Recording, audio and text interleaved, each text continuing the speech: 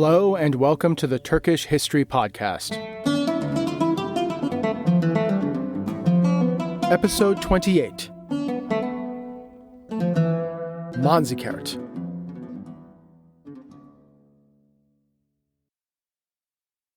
Before we begin, if you have been enjoying this podcast, I'd like to ask you to please subscribe, rate, and leave a review on Apple Podcasts or wherever you get this podcast. It would mean a lot to me and would help more people find the podcast. Thank you for listening. Well, here we are. Manzikert, 1071. One of the most important places and dates in Turkish history. Arguably, the most important place and date. You know, when I was still thinking of the idea of this podcast, I spent a long time thinking of where and how to start the story of the Turks. And for a long time, I was thinking of starting it here, in Manzikert, in 1071, because it was here that the gates of Anatolia were opened and the Turks entered their new homeland. Certain years just echo throughout Turkish history. 1453, 1514, 1876, 1923. But perhaps the most important of all of them is 1071. Because in many ways, this marks year zero of Turkish, as opposed to Turkic, history. The Turks of Anatolia, the people who would build the Seljuk Sultanate of Rum and the Ottoman Empire and the Republic of Turkey, really come from here, in some sense. So important is 1071 that when the new and gigantic Çamlıca Mosque in Istanbul was constructed in 2019, the minarets were designed to be 107.1 meters tall. An homage to the year that, in the eyes of many, the Turkish nation came to be born in Anatolia. And so today, we are going to discuss the Battle of Manzikert and really welcome the Turks into the land that would be destined to be their homeland. Now last time, we left off with conflict beginning to arise between the Seljuk court in Isfahan and the Roman court in Constantinople. This conflict arose due to tensions between the Seljuk court, the Fatimid caliphs and their Shia vassals in Syria, and the Nawakiya, the wild Turkmen nomads of Syria. Despite repeated Turkish raids into Anatolia, relations between the two great courts in Isfahan and Constantinople had actually been quite good for most of Alp Arslan's reign. But then, Emperor Romanos Diogenes, in an effort to stop the relentless raiding of Anatolia by the wild Turkmen, had made an alliance with the Nawakiya. This prompted Alp Arslan to decide that the Nawakiya had to be disciplined, and that Seljuk power had to be enforced in Syria. And so, Alp Arslan in 1071 prepared an army to go out to bring the Nawakiya and the Shia emir of Aleppo into line. Along the way, he had taken the Roman city of Manzikert before conquering northern Syria and marching back to Azerbaijan, quite happy to leave things there. So it is really interesting and important to note that the Battle of Manzikert, the great battle that traditionally is seen as the great defeat of the Romans by the Turks, actually began not because of implacable Seljuk hatred of the Roman Empire, but rather out of an essentially internal Seljuk political dispute. It was Alp Arslan's desire to bring people he saw as wayward vassals into line that ultimately led to the battle that would open Anatolia to the Turks and set into motion the events that would eventually lead to the fall of the Roman Empire itself. Which brings us back to the heroic lion. With his position in northern Syria secured, as summer 1071 set in, Alp Arslan marched back through the territory of Diyarbakir, ultimately intending to return to Azerbaijan and from there to central Iran. But as his hordes moved into Azerbaijan, urgent messengers came to the heroic lion from the west, bearing shocking news. The Emperor of the Romans, Romanos Diogenes, was marching east at the head of a massive army. See, the news of the fall of Manzikert in January 1071 had caused horror at the court in Constantinople. The great fortress city had withstood even Sultan Tughral, and it was absolutely critical to the defense of Anatolia from Turkish raiding.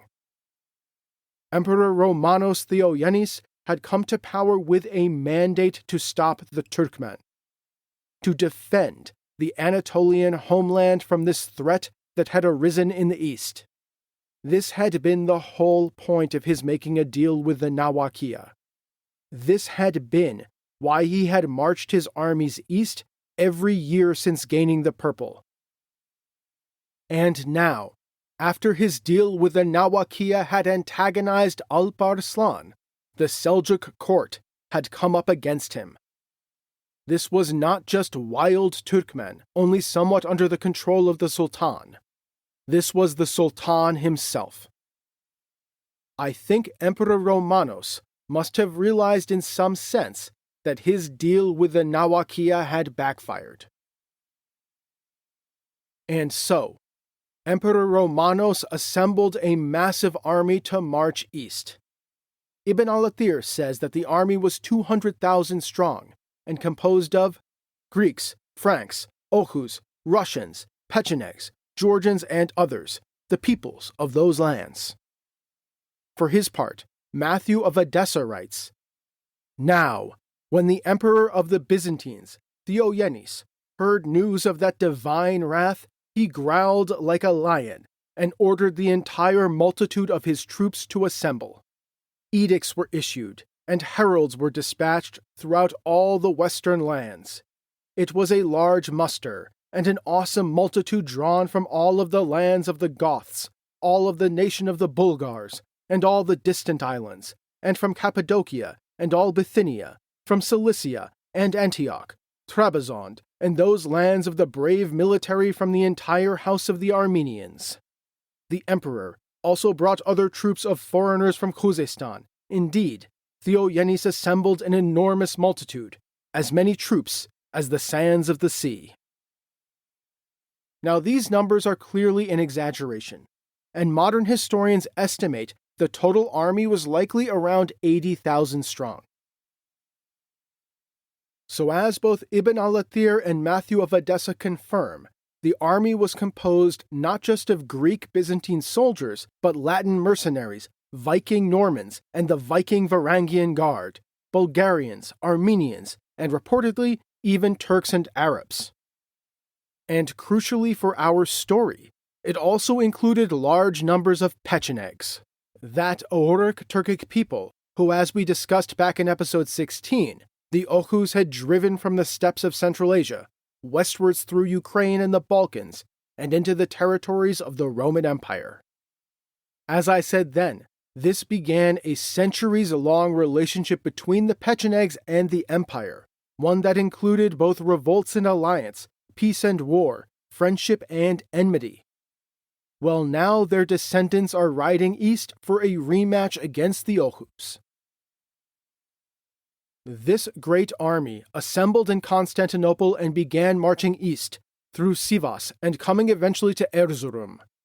There, Emperor Romanos ordered the troops to provision themselves for a long march through difficult terrain, whereupon the army left Erzurum, marching south towards Lake Van. The emperor hoped to retake the area around the lake, including reconquering Manzikert itself. Meanwhile, Alp Arslan had received word that the emperor of the Romans was leading the Byzantine army towards the oh-so-recently conquered fortress city of Manzikert. Ibn al-Athir says that the Sultan was in Khoy, a city in southern Azerbaijan just to the east of Lake Van, when he heard the news of the emperor's approach. But Alp Arslan was not able to summon all of his men quickly. the tribes had dispersed among the pasturages of Azerbaijan, or else they had been left behind in northern Syria with Melik Shah to keep an eye on the Nawakiya and ensure compliance of the local Arab emirs. Ibn al-Athir says that Alp Arslan was able to raise a mere 15,000 men. And while this might be a bit of an exaggeration, it seems likely that Seljuk forces numbered no more than 30,000 at the very most. Certainly, a far smaller force than that of the approaching Byzantine army. Alp Arslan sent Nizam-ul-Mulk off to rush back to Hamadan to raise further troops from central Iran. Reportedly, Alp Arslan told his men as they set off to face the Romans, "I shall fight for my future reward in heaven, and with true endurance. If I survive, then that is by the grace of God Almighty, but if I die a martyr, my son Melik Shah is my heir." And so, the Seljuk army, under the heroic lion, began riding towards Manzikert on a collision course with Emperor Romanos Diogenes. For his part, Emperor Romanos wanted to wrap this campaign up quickly, to retake Manzikert and reinstall a Roman garrison before returning back home. He was above all worried that the army would not be able to stay in the field in these regions for an extended period of time without provisions. If you'll recall from last episode, it was the lack of provisions that had ultimately forced him to return from Menbish. Running low on supplies this far east would be a disaster. Michael Ataliates, who was actually there in person, tells us that it was for this reason that Emperor Romanos took the fateful and much criticized decision to divide the army. He wanted to operate quickly, to remove the Turks from Manzikert and then return home.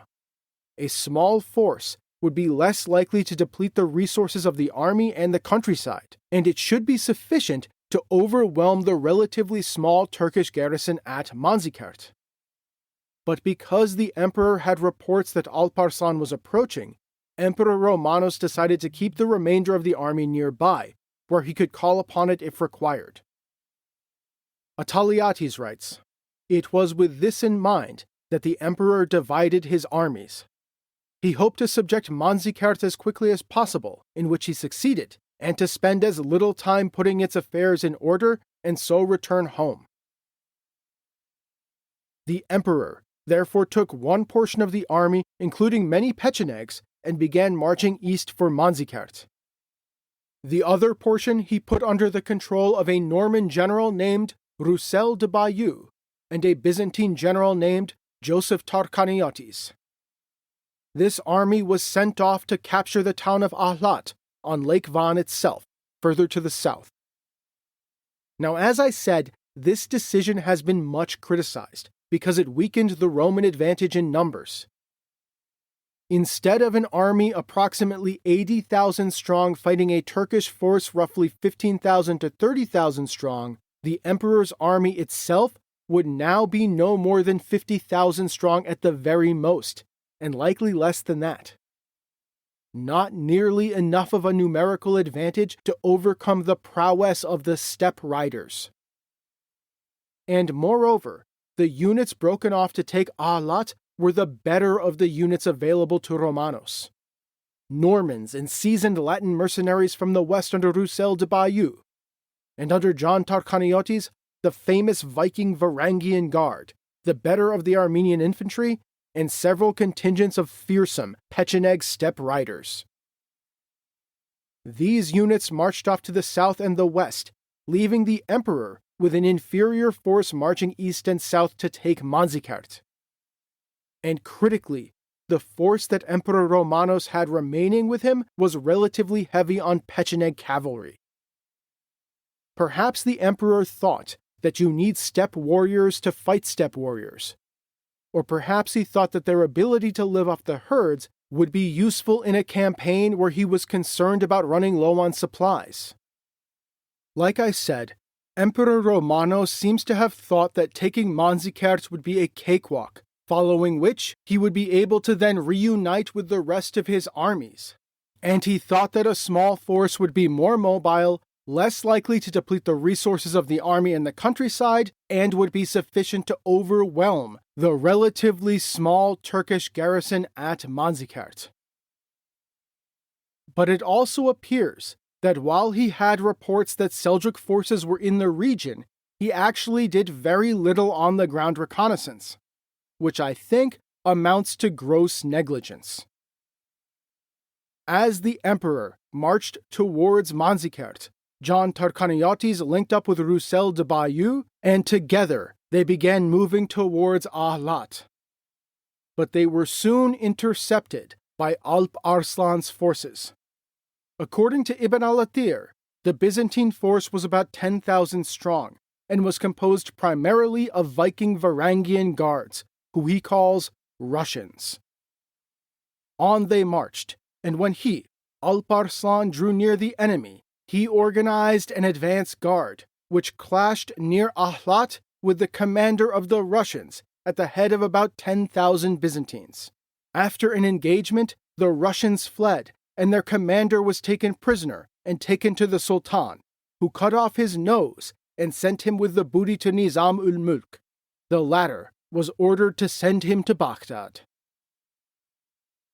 After this small engagement, the Byzantine forces under John Tarkaniates and Roussel de Bayeux immediately began a quick retreat westwards towards the city of Malatya. Inexplicably, they do not appear to have informed the emperor.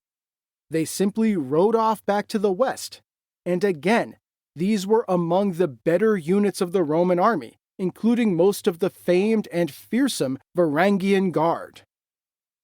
Emperor Romanos had no idea that the armies that he was depending on for support in the event of trouble were now out of the region and off the board. In a stroke, and without really incurring any losses, the Seljuks had removed almost half of the Roman army from the field.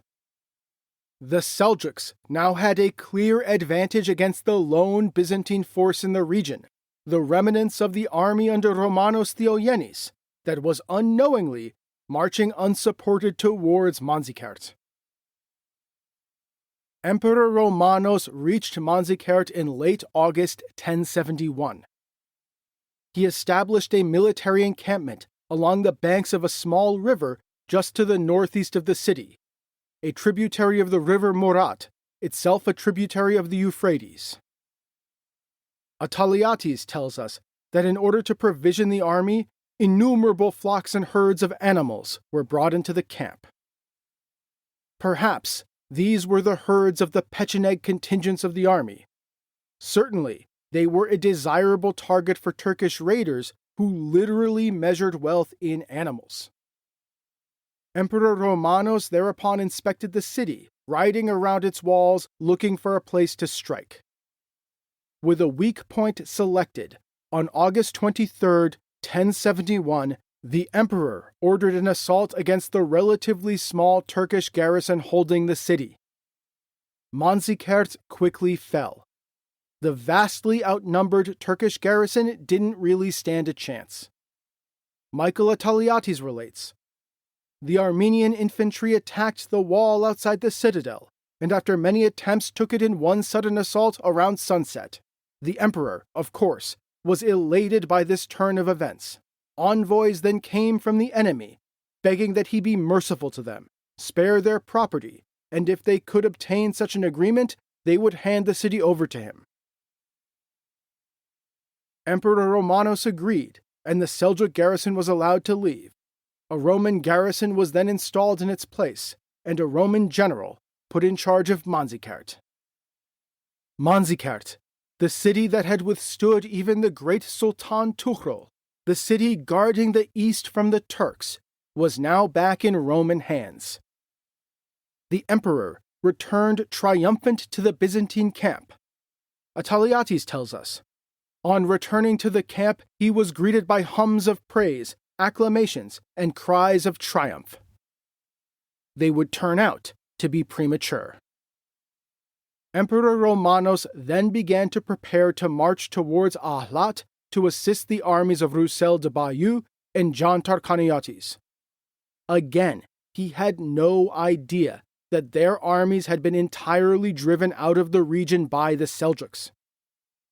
But as he was prepared to march south and west towards Lake Van and Ahlat, he received word that a Seljuk force was fast approaching. Having defeated the Byzantine army near Ahlat, and having driven Roussel de Bayeux and Jantar Kanayatis back to the west, Alp Arslan was now approaching Manzikert from the south. The vanguard of Alp Arslan's army reached the vicinity of Manzikert on August 24, 1071, the very day after the fall of the city. The Seljuk vanguard quickly overwhelmed a small Roman force patrolling the region and hunting for supplies. Ataliates writes, "But news began to arrive that enemy forces from somewhere were attacking the soldiers' servants, who were out gathering the loot, harassing and wearing them out. As one report followed upon another, the emperor thought that one of the sultan's officers had come up with a small detachment and was assaulting and roughing up the Roman servants that they found wandering around." To deal with what he clearly thought to be a small contingent of Turks, as opposed to the vanguard of an actual Seljuk army, Emperor Romanos assembled a contingent of his army, likely composed of Armenian and Greek cavalry, and put it under the control of a nobleman named Nikephoros Vrienios. Vrienios was a capable commander, indeed considered by his contemporaries to be one of the best tacticians and generals of his day. But he was also a rival of the emperor, who remember was himself a top general who had been given the purple with a mandate to stop Turkish raiding. Vrienios led his contingent out to confront what he still seemed to think was a small Turkish force. But he was quickly defeated by the Seljuk vanguard, who fought using the traditional steppe tactics of hit-and-run attacks by mounted nomad archers. Michael Ataliates writes, "He, Vrienios, took his stand in the front lines and attempted some missile skirmishing and cavalry fighting, but with uncertain results, for they were fighting each other in small groups. In this confusing melee, the Turks were shooting from a distance, wounding many Romans and killing others. These Turks were more courageous than the others we had experienced, as they charged more boldly and stood up to their opponents in hand-to-hand combat." The result was a rout of Vrienios' forces. The contingent fled back to the main camp that Emperor Romanos had constructed, and Vrienios began begging for reinforcements. But the emperor did not yet realize that he was facing the Sultan's main army, which was rapidly approaching. So instead of just handing more troops over to Vrienios, who again he might not have trusted entirely, Romanos sent out a division of Armenian soldiers under the command of two Armenian commanders, one named Khatap and one named Vasilak, or Vasilakes in Greek. These contingents marched out of the camp to confront the Seljuks, who again the emperor thought were just a small force, not the vanguard of Alp Arslan's whole army. But even though they were larger than Vrienios' original force, these two Roman contingents were no match for the Turkish steppe riders. Matthew of Edessa writes, "He, Romanos, designated as military commanders of his troops the Armenian princes Khatap and Vasilak, brave and martial men, and there was fierce fighting for much of that day. The troops of the Byzantines were defeated, and Khatap and Vasilak were killed." Michael Ataliates provides us with a bit more detail, and implies that the Byzantine forces were drawn into one of the famous feigned retreats of the Turks, but when Vrienios realized what was happening, he ordered his troops to stop and pull back so as not to run into the ambush, but the Armenian commanders did not do likewise. Instead, they rushed into the trap and were destroyed. Ataliates writes of the fall of Vasilak. As they came to the enemy camp, Vasilakes' horse was wounded, and he fell to the ground, dragged down by the weight of his armor. The enemy surrounded him and took him alive. According to some sources, Vrienios then marched forwards following the ambush. When he came to the place where the Armenian forces had been destroyed, a wounded survivor told him of the disaster that had befallen them. At that very moment, the Seljuks charged down, and was only with great skill and luck that Vryeneos was able to organize a disciplined retreat, saving a large part of his force, even if the Armenian divisions had been largely eradicated. As the Seljuk vanguard broke off the charge and returned to the south, towards the rapidly approaching army of Alp Arslan, Vryeneos and his troops fled back to the Roman camp. As the remnants of the army limped back into the Roman camp, it began to dawn on the emperor and the Roman troops the size of the force they were in fact facing. Total panic erupted in the camp. Ataliates, who remember, was actually there in person, writes, "When news of this reached the emperor and the army, fear and an expectation of danger overwhelmed the Romans, as also the wounded were being brought in on stretchers, and they were groaning from the pain of their wounds." And so, Emperor Romanos rode out of the camp with a large contingent looking for the Turks.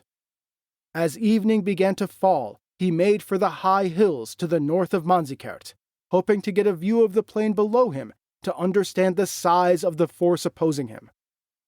But as the sky darkened, Emperor Romanos could not see the movements of the Turks on the plains below, so he returned to the camp to brood and to think of what he could possibly do.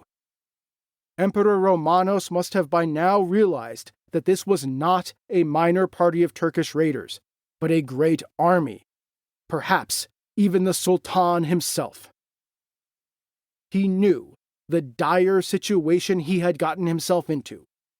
He had already weakened his army by sending a large force off to Afat, and then he had weakened his position further by sending 2 sorties out, both of whom were then defeated.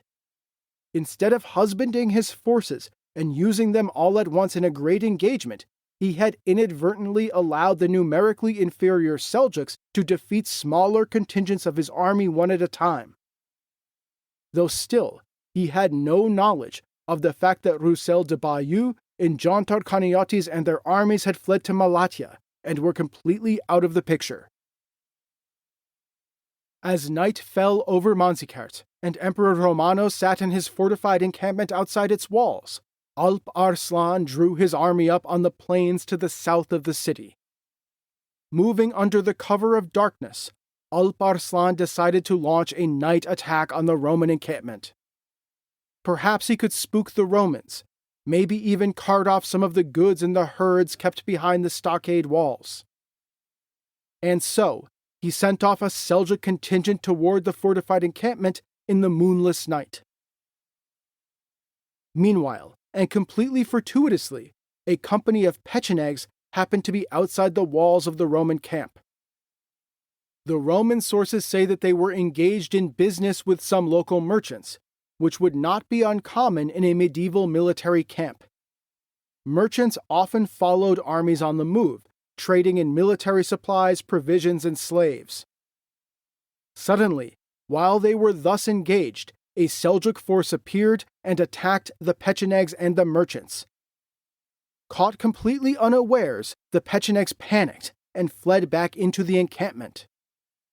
This caused total pandemonium to break out, as the Romans in the camp thought that the Pechenegs fleeing to the camp were in fact the attacking Turks. Remember that the Pechenegs and the Turks were both Turkic peoples, who therefore looked and sounded pretty similar to the Romans, and it was nighttime, in an era without electricity, so it was impossible to see what was happening or who was who. Confusion reigned. Ataliates relates what he saw. Then, as if ex machina, the Turks poured out and violently charged the Scythians outside the camp, by which he means the Pechenegs, and those selling army supplies. With inarticulate howling and shooting of arrows, they rode around terrifying them, placing them in a tight spot, so that the victims of the attack were forced to run inside the palisade.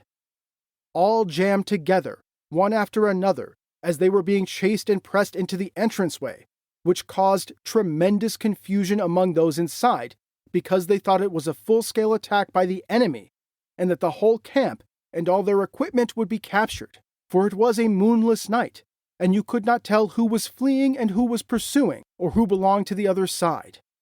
The Scythian mercenaries, moreover, resembled the Turks in all respects, which made the situation that night all the more confusing. The Seljuks thus launched a night assault against the camp as the defenders panicked, with the Romans unable to tell their Pecheneg allies from their Turkish foes. Amidst the chaos and violence, volleys of Seljuk arrows rained down among the defenders as the Seljuks attacked the walls of the encampment. Now the Seljuk forces did not attempt to sack the camp as they knew that the moment was not opportune. Nevertheless, they kept up the pressure all night, riding around the camp, bellowing their war cries, firing arrows, and launching sorties against the walls. These attacks not only terrified the Roman army, but kept the soldiers awake, sleepless, and exhausted on the night before one of the most important battles in human history. Ataliates writes, "Everyone spent the night with their eyes wide open and sleepless." As the sun rose on the morning of August 26th, 1071, the Seljuk army assembled on the plains in front of the exhausted and demoralized Roman camp. As his army was assembling, Alp Arslan sent further troops to harass and provoke the Romans, further demoralizing the army, and broke off a detachment and sent it to stand between the Roman encampment and the river, hoping to deny the Byzantines water before what was sure to be a great battle.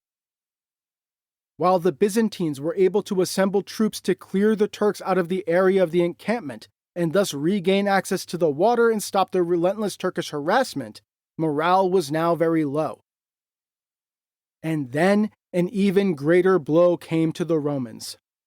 Alp Arslan sent envoys off to the Pechenegs and managed to induce the defection of a commander of a large number of the Pecheneg troops.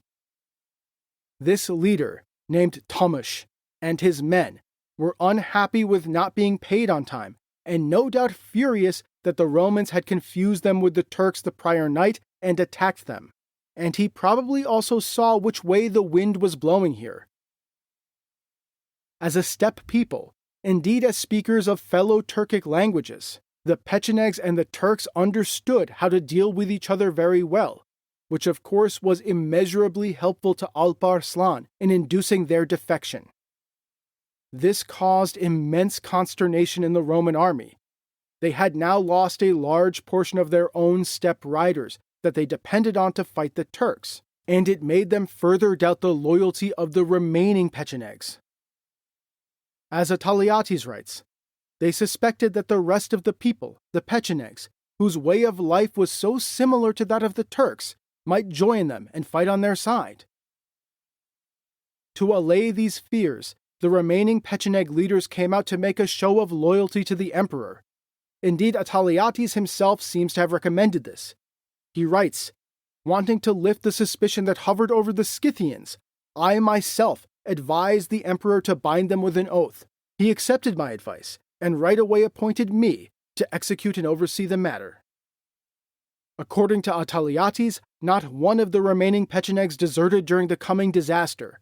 But as we will come to see, this may be a bit of revisionist history by Ataliates, trying to make himself look good, and the Roman army was understandably not entirely comforted by this show of loyalty, and morale sank lower. Emperor Romanos was now desperate. He surveyed his options. While he could theoretically ride his army into Manzikert, he knew that he lacked the provisions to actually hold out against a long siege. But he did have a numerical advantage, and therefore, if he was going to fight, he wanted to bring the enemy to battle in the field quickly, not waste his troops in small sorties, a strategy that had already caused immense harm. But at the same time, he was hoping for reinforcements and trying to delay. He had sent messengers off to Roussel de Bayeux and John Tarkaniotis, and he was still hoping that they would return. He had no knowledge that they had ridden off to Malatya and were not capable of coming to his aid. Furthermore, the emperor knew that he could not raise another army of this size. the treasury in Constantinople just could not bear that expense, given the present fiscal crisis that the state was in. So maybe it was better to make an attempt now, while he still had the numerical advantage. Perhaps he could defeat the Sultan himself and stop the Turkish raiding of Anatolia. Meanwhile, Alp Arslan himself was also unsure. As he surveyed the scene, he realized that he was in a strong position, but not an overwhelmingly strong position. Even in its weakened state, the Roman army still outnumbered the Seljuk army by a substantial margin. Victory on the field could not be assured. And in any event, he had no real quarrel with the emperor of the Romans. Yeah, he was very, very upset that Romanos had come to a deal with the Nawakia, so mad that he had ripped up their prior peace treaty. But now that the Nawakia had been disciplined, and the emir of Aleppo had been dealt with, now that the Fatimid heretics were on the back foot, and the cities of the Levant were falling to his son Melik Shah and his Turkmen, there was no reason that he could not make a new peace treaty with Emperor Romanos. Indeed, his strong position here was an optimal negotiating position. And so Alp Arslan sent off messengers to Emperor Romanos to see what kind of deal could be struck. And honestly, this would have been and should have been the most likely outcome. A new peace treaty struck between Isfahan and Constantinople, between the Emperor of the Romans and the heroic lion. But it just didn't happen. We don't know exactly why, as our histories conflict, but it is clear that the Romans rejected Alp Arslan's offer to make peace.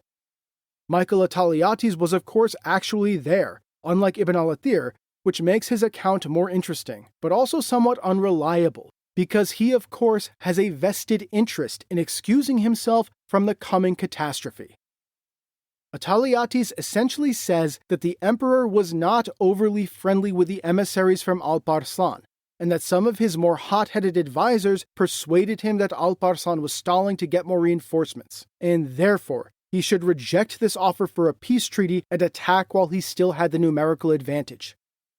Ataliates says that he personally tried to persuade the emperor to accept the peace offer, but to no avail. Ibn al-Athir, for his part, says that the Romans demanded that Alp Arslan cede to them essentially all of Iran up to the city of Rey, which does seem a little bit preposterous to me. I just don't think that they would have demanded something so ridiculous. But maybe that was the manner in which they rejected Alp Arslan's offer to make peace. According to Michael Ataliates, the Romans sounded the war trumpets while the Seljuk emissaries were still in the encampment trying to come to a treaty. While the Turks, for their part, were trying to negotiate for peace, the emperor had the war trumpets sounded, and so unreasonably opted for the battle din. When the news of this reached the enemy, they were astounded. The Turkish emissaries thus fled back to Alp Arslan as the Roman army mustered for war. When his emissaries returned bearing news that his offer to make peace had been rejected, and as he heard the Roman war trumpets and saw the armies of the Emperor of the Romans assembling on the plains, Alp Arslan prepared for battle. He led the men in prayer and reportedly said to them, "Whoever wishes to depart, let him depart, for here there is no sultan to command and forbid." According to Ibn al-Athir, he then threw down his bow and arrows and took up his sword and mace. He tied his horse's tail with his own hand, and his army did likewise. He put on white, anointed his body, and said, "If I am killed, then this is my winding sheet." That is the white sheet in which Muslims wrap the dead before burial. Emperor Romanos meanwhile assembled his armies. On his left wing, he placed those Pecheneg troops who remained loyal, along with some other auxiliaries and some of the Roman imperial Tagmata troops from the western themes of the empire. This left wing was placed under the command of Vrienios. On his right wing, he placed the imperial Tagmata troops from the eastern themes and a contingent of Oghuz Turkish mercenaries. This wing was placed under the command of a general named Theodore Aliates, the strategos of the Cappadocian theme. In the center, he placed the remainder of the Byzantine heavy cavalry that had not been sent off to Ahlat, the remainder of the Tagmata troops, a heavy contingent of the remaining Varangian Guard, and several contingents of Armenian heavy infantry. He took the command of the center himself. But knowing full well the tactics of the Turks, having fought against them for years, the emperor also knew that he needed a strong rear guard. This rear guard could shore up any of the lines that weakened, riding in to face down a Turkish breakthrough. It would also act as a backstop to a total rout. And so he placed behind his army a strong rearguard composed primarily of cavalry, imperial bodyguards, contingents of noblemen, cavalry from eastern Anatolia, Latin mercenary heavy cavalry, and a few divisions of Tagmata cavalry. And in one of the greatest mistakes, in a campaign now riddled with mistakes, he put this rear guard under the command of a man named Andronikos Doukas. Andronikos was a relative of the emperor, but also a rival, and a man who had previously been involved in a plot against the emperor. Therefore, the most critical part of the Roman army had been placed in unreliable hands. Against this force, Alp Arslan arrayed his men in the traditional steppe formation. His men assembled in a crescent, with a strong center guard and two wings, swooping outwards on either side towards the enemy. This crescent was designed to catch them like a trap. The Turkmen tribes, as always, were placed in this formation in small groups that could break off from the main formation to conduct hit-and-run attacks before regrouping and rejoining. In the center, Alp Arslan also placed small contingents of Kurdish and Bedouin Arab troops that he had brought along with him. Instead of leading from the front lines, the Sultan rode to the rear of the center, riding up to a small hill with his bodyguard. From there, he could see the battlefield and issue commands to his troops. And as the heroic lion stood on this hill, surveying the plains of Manzikert, he saw the Roman army begin to march forwards. The Roman army advanced quickly across the plain, with the rearguard under Doukas maintaining a distance from the front lines in order to ride in support as required. As the Roman army moved forward, Alp Arslan ordered the two wings of the Turkish army to attack, and the two wings rushed forward, sniping at the Romans in hit-and-run attacks, harrying the advancing left and right wings of the Roman army. In response, Emperor Romanos ordered a full-on frontal assault, urging his troops to advance quickly to make direct contact with the center of the Turkish army, hoping, in this way, that his numerical advantage would win the day. As the Roman army marched forward, Alp Arslan ordered a disciplined and organized retreat of the center. He was determined to not allow the Romans to make direct contact and force hand-to-hand combat on his troops. His armies excelled as mounted archers, not when they were forced into fighting hand-to-hand, and furthermore, as always, steppe nomads did not mind retreating to gain a tactical advantage. But Alp Arslan also ordered his two wings to keep up the pressure, and they rode forward, harrying the left and right wings of the Roman army. As a result, the Roman army became stretched. In the center, the army under the command of the emperor began to outstrip the wings, and itself began to become disordered under the rapid advance. Certain units began pulling in front of others. No doubt, this was made worse by the exhaustion and the sleep deprivation of the troops. But still, the Roman army pushed forward. Alp Arslan ordered that the Seljuk camp be abandoned and that the army continue its organized retreat, protected by the continuing attacks from the wings. By late afternoon, the Byzantines came upon the Seljuk camp, but finding it deserted, they continued to advance further. Roman losses were still minimal by this point, but the army was becoming increasingly disorganized and frustrated. Annoyed and frustrated by the Turkish tactic of retreating and the constant arrow fire, the lightning hit-and-run attacks, group of Byzantine troops began to charge off to confront the Turks. But of course, they only just fell victim to the tactic of the feigned retreat. As small groups of Romans detached from the main army to be led off into ambushes, the Byzantine lines, particularly on the wings, which were already disordered, became increasingly ragged. An army that had started the day with compact lines was fracturing into small groups along increasingly extended lines, constantly harassed by the wings of the Turkish army and marching towards a mounted foe in the center that was retreating in order, always just out of range. Only the center of the Roman army remained relatively coherent, and everywhere the Seljuk wings were striking, unleashing a storm of arrows on the increasingly disordered and frustrated army in hit-and-run attacks. As dusk began to fall, Emperor Romanos realized that he had to turn back. The army had to regroup before night fell. Now, this maneuver was normally not that difficult to pull off, and Romanos himself had done it before while facing Turkish troops. But that was with an army with compact lines, not an army in a disorganized and extended state like his. And so fatefully, Romanos ordered that the imperial standard be turned around, the signal to the troops to begin to retreat.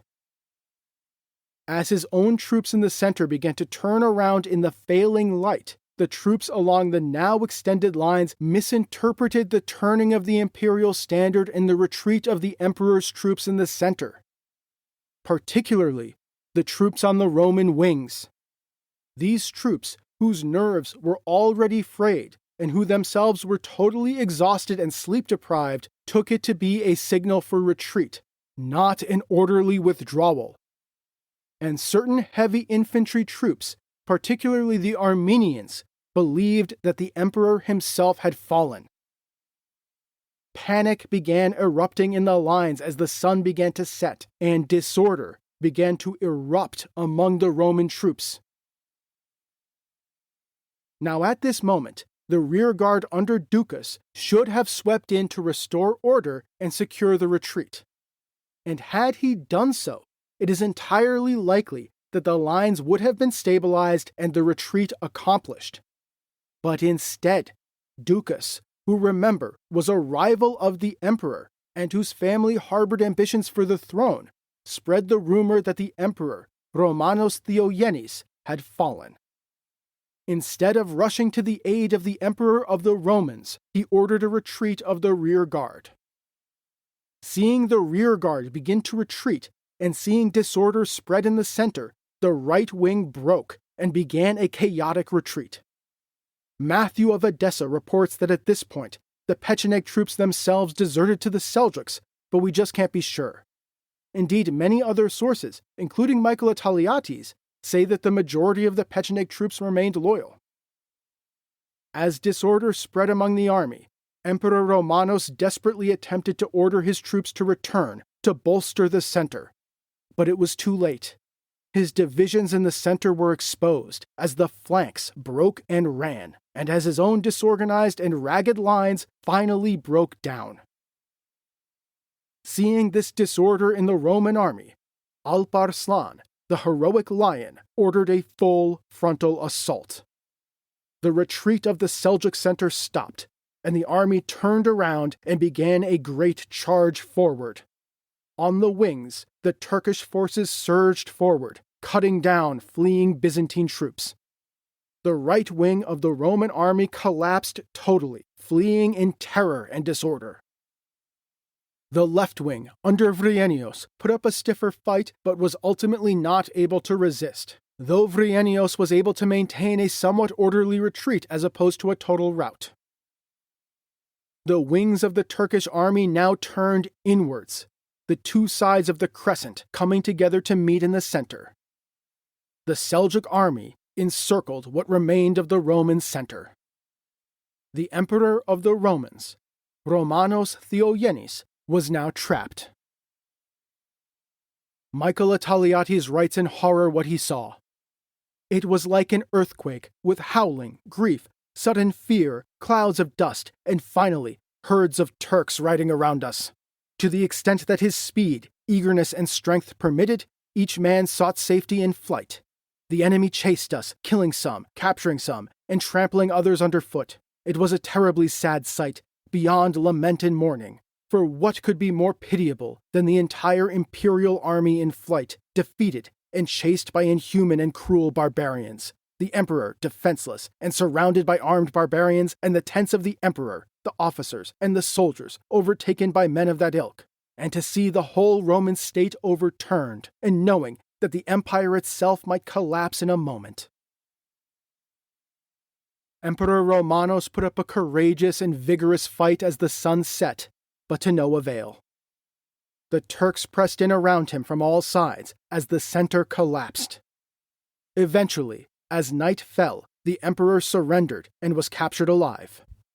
According to Ibn al-Athir, a Turkish Mameluke took him prisoner and was about to kill him before one of Romanos' servants intervened, screaming out, "Do not kill him, it is the emperor." For the first time since the capture of Emperor Valerian over 800 years earlier, a Roman emperor had been taken prisoner by a foreign enemy. Ataliates says he spent the night sleeping on the ground with the troops as waves of misery washed over him. In the morning, Emperor Romanos Diogenes was brought before Sultan Alp Arslan. The emperor was treated with all due respect and honor. Seemingly astonished, Ataliates writes, "It was with such an awareness of their human fallibility and with level-headedness that the Turks reacted to their victory, neither boasting loudly, as people tend to do when things go their way, nor ascribing the deed to their own powers, but rather they ascribed the whole thing to God as a feat that surpassed their own power to accomplish." Sultan Alp Arslan, the heroic lion, then embraced the emperor of the Romans. He ordered that a tent be prepared for him, along with attendants, and invited him to dine with him. Alp Arslan then asked Emperor Romanos Diogenes, "If our places were reversed, what would you have done to me?" Perhaps feeling that honesty was the best policy, the emperor responded, "No, that I would have inflicted much torture on your body." Alp Arslan responded, "My punishment is far heavier. I forgive you and set you free." After spending 8 days with the Seljuk court, Alp Arslan released Emperor Romanos Diogenes. He was sent off with all of his noble retainers, including Michael Ataliates, and given a Turkish horse, armor, and gifts. He rode back to Manzikert, collected his army, and returned to the west, to a Roman Empire now descending into civil war. Likely, it was for this reason that Alp Arslan had released him, knowing that it would contribute to the breakdown of order in Byzantium, and hoping that he could maybe help Romanos stay on the throne, now as an ally of the great Seljuk Empire. The Battle of Manzikert has long been acknowledged as one of the most important battles in history. Even at the time, it was pointed to as the moment that Anatolia was lost to the Roman Empire. The medieval Roman sources point to it as an unmitigated disaster, the battle at which the eastern armies were destroyed and Anatolia was lost forever. Some later sources even go further, saying that as Anatolia was now irretrievably lost, it was inevitable that the Roman Empire itself would fall. That 1453 is the logical consequence of 1071. But that is a bit reductionist and an oversimplification. The Roman Empire would endure, albeit in a permanently weakened state, and nothing that ended up happening was preordained.